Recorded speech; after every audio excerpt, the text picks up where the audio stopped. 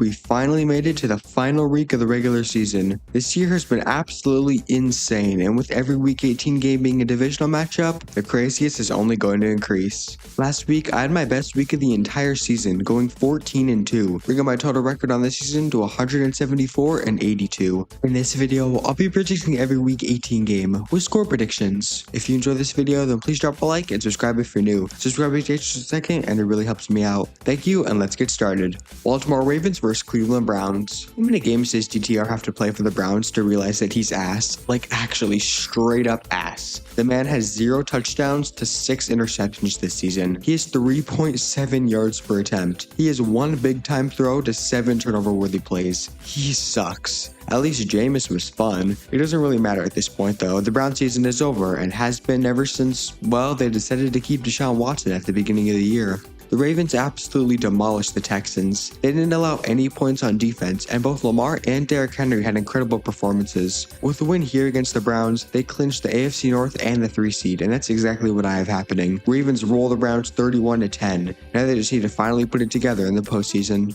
Cincinnati Bengals vs Pittsburgh Steelers. The Steelers fall off needs to be studied. Wait, no it doesn't. This is just what they do every year. They went from surefire AFC North champion to sitting at the 5 seed. They've lost 3 straight, all to playoff teams, which really showcases where the Steelers are right now. They have talent, but can't hang with the best. The Bengals, after starting really slow and having almost no chance in making the playoffs, still have almost no chance in making the playoffs, but are playing like a much better team. Well, actually, scratch that. No, the hell they aren't. If it wasn't for Joe Burrow being Joe Burrow, the Bengals would have lost by 50 to the Broncos. They did everything in their power to lose that game. They let up the longest touchdown of Bo Nix's career. They let Marvin Mims, 5'11" Marvin Mims, toss 2 defenders on a 4th and 1 with 8 seconds left. Cade York missed a 33-yard field goal in overtime. Everybody on the Bengals except for Joe Burrow and T. Higgins wanted to lose, but Burrow said nah bitch and threw for 412 yards and 3 touchdowns, ran in for another, and ended up winning 30-24. And now they still have a chance to make the playoffs. They just need to beat the Steelers and have both the Broncos and Dolphins lose. I do think the Bengals beat the Steelers 30-27, and if they somehow make the playoffs, then they're going to be a team that nobody wants to face. Carolina Panthers vs Atlanta Falcons. You know, I saw a video by this YouTuber, Spruce Goose, where he talked about how NFL teams should hire professional Madden players to help with clock management. And honestly, I agree, because the clock management ability that Raheem Morris displayed on the Falcons' final drive was about as non-existent as Jets fans' happiness. His poor management led to Riley Patterson, the Falcons' backup kicker, having to try and attempt a 57-yard field goal, which came up just a few yards short. Had Morris caught a timeout when he was supposed to, maybe the Falcons could have gotten a few extra yards and would have made the game-winning field goal. Instead, they missed it, went into overtime, lost, and basically lost their chances at the division and a playoff spot. At least Michael Penix had another good game. His throw to Kyle Pitts on 4th down to tie the game was absolutely insane. I don't really know what the Falcons do with Raheem Morris. On one hand, he's a first-year head coach and hasn't had a bad season. On the other hand, he hasn't put together a good defense, which was supposed to be his specialty, and he's had multiple instances of bad clock management, such as the one in the Commanders game. I think you maybe give him 1 more year, but if he's bad again, then you definitely release him.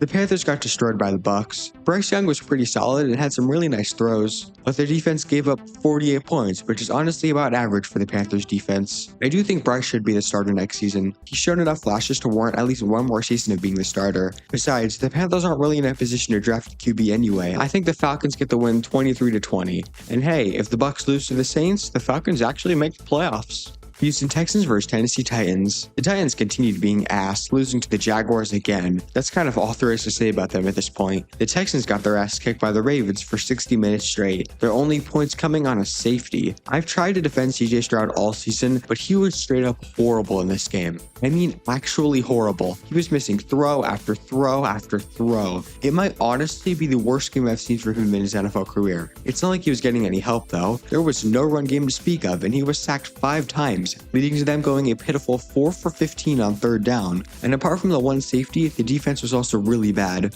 This team just screams first round exit to me, no matter who they face. The good thing for them though, they're playing the Titans and they should win 27-23. But again, I don't expect them to go far in the playoffs. New York Giants vs Philadelphia Eagles. Okay, I'm going to talk about the Giants in more detail in a second, but I have to talk about the Giants-Colts game as a whole. There were two outcomes that needed to happen for both teams to benefit. The Colts needed to win in order to keep their playoff hopes alive. The Giants needed to lose in order to secure the #1 overall pick and finally be able to draft a quarterback. Instead, the complete opposite happened. The Colts lost and the Giants won, meaning that the Colts are now eliminated from the playoffs and the Giants now hold the 4th overall pick, behind the Titans and Browns, two teams that desperately need a quarterback. Way to screw up the tank at the last minute. I know Drew Lock had a great game, but I don't give two shits. He is in no way the franchise quarterback. I hope it was worth it. The Eagles blew out the Cowboys despite having two backup quarterbacks. Although he did have that one player with a ball through him, Pickett overall played well, and so did Tanner McKee. Also, Saquon Barkley became the 9th ever player to rush for over 2,000 yards, which is just incredible. Unfortunately, he's not going to play in Week 18, so he won't be able to break the rushing record. He still had an amazing season though. Anyway, I think the Eagles backups can beat whatever team the Giants roll out there 20-16. If the Giants end up winning, I might actually launch myself out of a 10-story building. Jacksonville Jaguars versus Indianapolis Colts. Alright, now for the Colts conversation. This was a free win. A free win. This Giants team is awful. Instead, you allowed 45 points to them. 45 goddamn points. Gus Bradley needs to not only be sent out of the building, but sent off this planet and to another galaxy. That was the most pathetic, depressing, shittiest defense performance I've ever seen. The Giants were scoring just 14.3 points coming into this game. They tripled that and then some. 17.3% of the Giants' total points this season came in this one game. Fire everybody. Same goes for you, Jacksonville. Trent Baalke and Doug Peterson need to go. It's been long enough. God damn, the entire AFC South is a pathetic mess. I do think that the Colts win in the end 24-21, but until Gus Bradley's out of the building and never seen again, the Colts will be a poverty franchise. Washington Commanders versus Dallas Cowboys. The Commanders have officially punched their ticket into the playoffs, beating the Falcons in an overtime thriller. What a season for Washington. They weren't expected to really do anything, but they managed to overcome the odds and make the playoffs. All I can say is congratulations and best of luck in the postseason. As for the Cowboys, well, the Cooper Rush insanity run is over. He played terribly in a bad loss to the Eagles. Not having CeeDee Lamb definitely hurt. The Commanders are probably going to play some starters because they want to maintain the 6th seed, and I think they destroy the Cowboys handily 33-17. There's no question, Jaden Daniels is Rookie of the Year. Chicago Bears versus Green Bay Packers. Well, there's one positive, Chicago. You outscored the Texans last week, but there's a lot of negatives, but such does tend to happen when you score 3 whole points. Caleb took 7 sacks, their leading receiver had 54 yards, their leading rusher had 53 yards, and everything offensively was horrible. At least the defense was good. The Packers nearly came back against the Vikings, but ultimately weren't able to get it done. They just dug themselves into a hole that they couldn't climb out of. Jordan Love was held to under 100 yards through the first 3 quarters, and their defense allowed Sam Darnold to have a career high in passing yards. And with this loss, the Packers have gotten jumped by the Commanders for the 6th seed, and now sit 1 spot lower at the 7th seed. I think they will play the starters, however, just for the chance to get that 6th seed, and I think they win 30-20. Now let's just hope that Jordan Love doesn't make stupid mistakes in the divisional round this time. New Orleans Saints versus Tampa Bay Buccaneers. Holy shit, Tampa. 48 points, and damn, way to show off. Baker Mayfield had 5 touchdowns and 5 incompletions. And Mike Evans is only 85 yards away from his 11th straight 1,000-yard season. Bucky Irving also had another good game, and like I and many people thought before the season, he's taking Rachaad White's job. The Saints lost once again, this time to the Raiders, but hey, at least they scored points this time. There's no need to spend too much time on this game, but the Bucs are going to win 34-14 and win the NFC South for the 4th year in a row.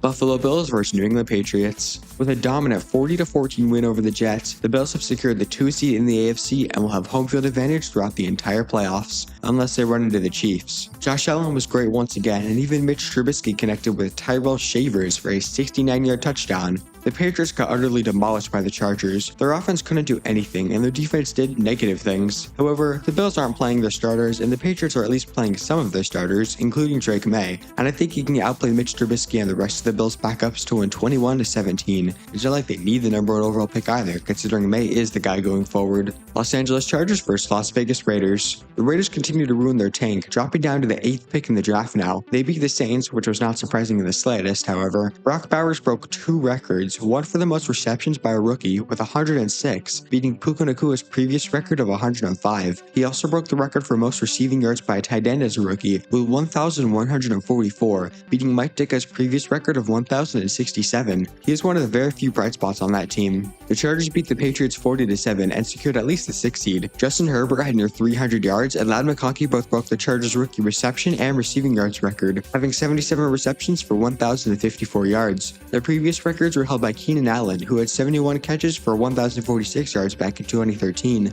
Both teams will probably play their starters, and I think the Chargers end up winning 28-14. I mean, this is pretty obvious. The Chargers are the much better team. San Francisco 49ers versus Arizona Cardinals. To be honest, the 49ers played much better than I expected against the Lions. I mean, yeah, their defense got annihilated, but their offense was overall pretty good. Ricky Pearsall had a fantastic game with 8 catches for 141 yards and a touchdown. Brock Purdy threw for nearly 400 yards, and though he did have 2 interceptions, he also did have 4 total touchdowns. Even the Pastrnak came in and scored. The real reason the 49ers lost? This goddamn asshat right here, Jake Moody. Jake Moody is horrible. Like, actually, he's so bad. He missed 2 field goals and an extra point, and those 7 points were the difference between a win and a loss. I get they were long field goals, but when you're a 3rd round pick, you better hit those. I can guarantee he will not be on a team next year. The Cardinals lost 13-9 in an ugly ass game, but at least Trey McBride finally caught a touchdown, so cool. But the Cardinals aren't good, and they're going to lose to the 49ers 23-21. I'm not going to lie, the 49ers could be something next year if they get healthy.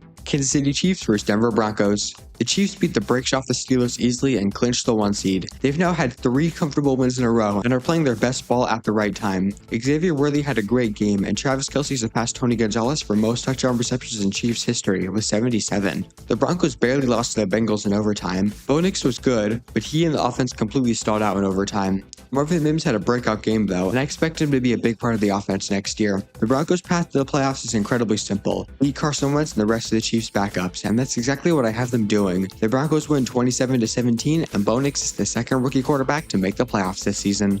Seattle Seahawks versus Los Angeles Rams. We all thought that this game would decide the winner of the NFC West, but due to the Rams beating the Cardinals last week, they already clinched it. Even if Seattle wins, they can't win their division due to the strength of victory tiebreaker. It would mark the first time since the NFL expanded to 17 games that a 10-7 team missed the playoffs. However, I don't think that's going to happen. Both teams are likely to play their backups, but I'm taking the Rams at home 24-22. They may not have the best record, but the Rams are a team I do not want to play in the playoffs. Miami Dolphins versus New York Jets. The Jets completely embarrassed themselves against the Bills. Aaron Rodgers had his worst game of the season, and the defense continues to be atrocious. It's now expected that the Jets move on from both Aaron Rodgers and Devontae Adams next offseason. We can see an entirely new Jets offense next year, and hopefully they bring in the right head coach and quarterback, and maybe don't use Madden ratings to decide this time. The Dolphins kept their playoff hopes alive with the win against the Browns. Tua wasn't able to play, but Tyler Huntley did enough, and the defense held the Browns offense to just 3 points, which really isn't that surprising when you think about it. Anyway, the Dolphins are probably going to play most of their starters, except Tua's going to be out, but that won't matter against the Jets backups. Dolphins win 30-19, and if the Broncos somehow lose, the Dolphins are in the playoffs.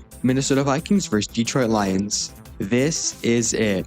The final game of the regular season, and it might just be the greatest regular season game, not just this season, but in NFL history. Yeah, I said it. This could be the greatest regular season game in history. 2 14-2 teams battling it out with incredible stakes. This game might legitimately determine who makes the Super Bowl this year. This game isn't just for the NFC North, it's for the whole ass NFC. Whoever wins this game moves to 15-2, gets a bye week, and gets home field advantage throughout the playoffs. Whoever loses this game falls to 14-3, falls all the way to the 5 seed, and will likely have to play all their playoff games on the road. But that's just the bare bones of the stakes in this game. The winner of this game becomes just the 9th team in history to finish with 15 or more wins. The loser of this game will have the most wins of any wildcard team in history, with 14. That also means that the loser of this game will have the most wins of any team to not win their division in NFL history. This is just a 4th game in NFL history between 2 teams that are 10 games above a 500 record. This game features the most combined wins for any regular season game in history, with 28. This game features arguably the top 2 teams in the entire NFL, and like I said,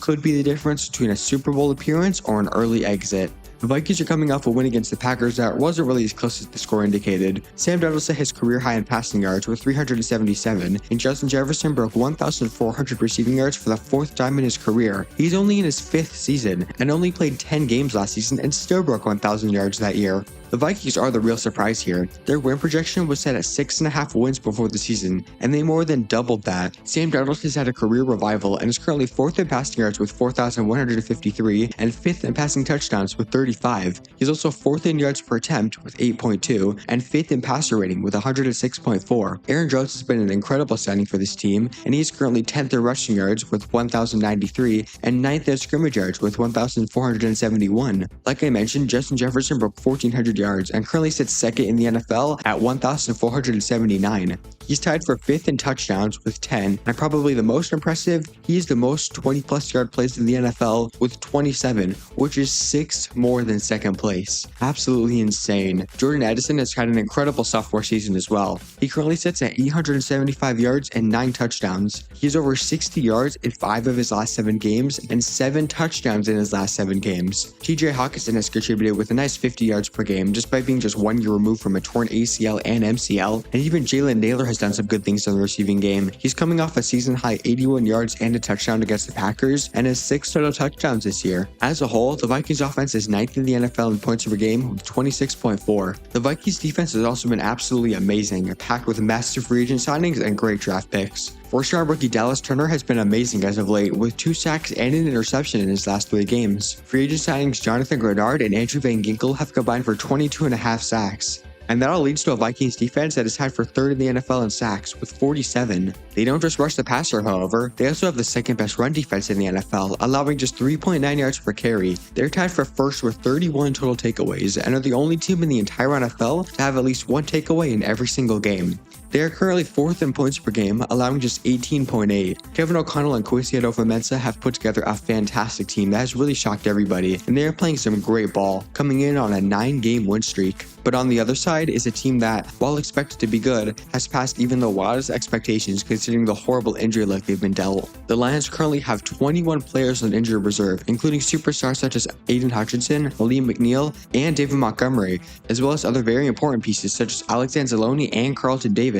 Despite all this, however, the Lions still sit at 14-2, their only 2 losses being to the Bucs in Week 2 and to the Bills in Week 15. Jared Goff is having the best season of his career, and he's currently 2nd in the NFL in passing yards with 4,398 and 4th in passing touchdowns with 36. He's also 2nd in both yards per attempt and passer rating with 8.7 and 113.6 respectively, and he's tied for 2nd in completion percentage with 71.7. Jahmyr Gibbs has been one of the best running backs in the entire NFL this season with 1,273 yards and 13 touchdowns, which is 6th in the NFL for both. David Montgomery contributed an additional 12 touchdowns before he got injured. Amon-Ra St. Brown has been as productive as ever with 1,186 receiving yards, good for 4th, and 12 touchdowns, good for 3rd. Jameson Williams has fully broken out with 967 yards and 7 touchdowns on the season, and has a touchdown in his past 3 games. He's also 2nd in yards per reception with 18.6, and tied for 6th in 20-plus yard plays with 17. Their offense is 1st in the entire league in points per game with a whopping 33.3. That's good for 16th all time, and is the most since the Chiefs' 35.3 in 2018.